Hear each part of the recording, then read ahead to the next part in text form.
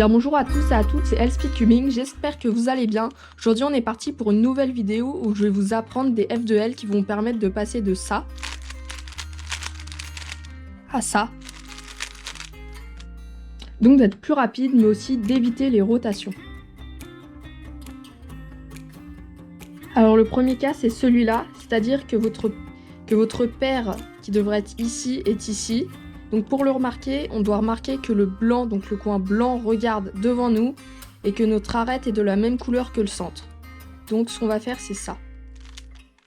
U2, ceci, et après donc on a notre paire qu'on n'a plus qu'à insérer. Donc ici c'est la même chose en symétrique, notre arête est du même couleur que le centre, notre blanc regarde devant nous, on fait la même chose, U2, cette fois-ci en symétrique, et donc on insère en symétrique. Alors le deuxième cas c'est celui-ci, donc votre arête est devant vous, vous avez un coin situé donc vers le haut derrière vous, et vous devez former votre paire ici, donc la paire rouge-verte dans mon cas. Donc quand vous êtes comme ça, au lieu d'effectuer une rotation, simplement coincer votre paire puis l'insérer par l'arrière. Au lieu d'effectuer du coup cette rotation là, vous allez simplement faire ceci. Hop, et vous remettez. Et donc votre paire est résolue sans avoir eu besoin d'effectuer une rotation. Donc je vais vous le remontrer. Votre coin est derrière. Vous avez votre arête même couleur. Au lieu d'effectuer une rotation, vous faites un F, un sledgehammer, et vous avez juste un retour. Donc ça marche aussi en symétrique, c'est-à-dire que cette fois-ci, on doit mettre notre arête à notre gauche, toujours même couleur avec l'arête. Votre coin est situé face, votre blanc est vers le haut et situé ici. Faites ça, un F', un sledgehammer. Et vous revenez. Donc ça peut passer assez rapidement si vous arrivez à bien le faire. Ça vous évitera d'effectuer des rotations, donc ça peut être vraiment cool à apprendre. Alors le cas suivant, ça va être celui-ci. Donc vous avez votre arête avec la même couleur que le centre et vous avez un coin situé derrière vous, donc qui regarde par là-bas. Donc quand vous êtes ici, vous allez faire ça.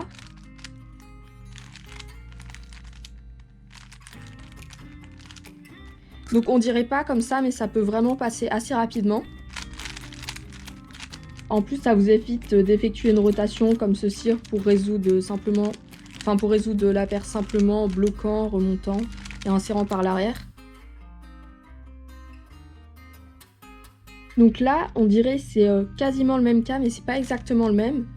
Donc c'est-à-dire c'est le cas où vous bloquez pour passer et insérer votre arête. Sauf que cette fois-ci, vous êtes ici, donc la plupart du temps, ce qu'on fait, c'est qu'on va faire une rotation, donc pour résoudre normalement la paire. Et ce qu'on va faire, au lieu d'effectuer une rotation, donc on est comme ça, ce qu'on va faire, c'est ça.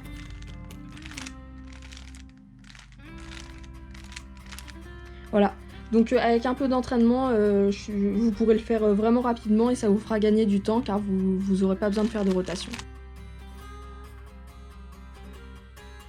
Donc celui-là, il est vraiment intéressant parce qu'on peut passer très rapidement.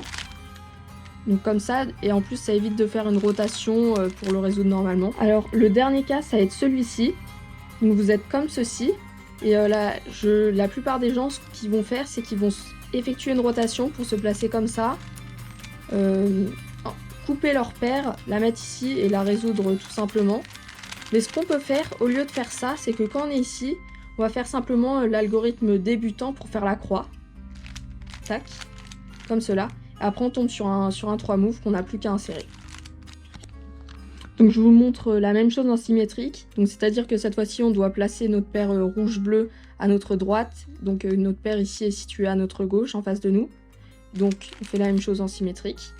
Tout simplement l'algorithme de la croix débutante. On tombe sur un 3 move qu'on insère. Et bien c'est la fin de cette vidéo, j'espère qu'elle vous aura plu, qu'elle vous aura permis d'apprendre de nouveaux F de L, donc de réduire vos temps avec la méthode Friedrich. C'était Elspeth Cubing, à bientôt.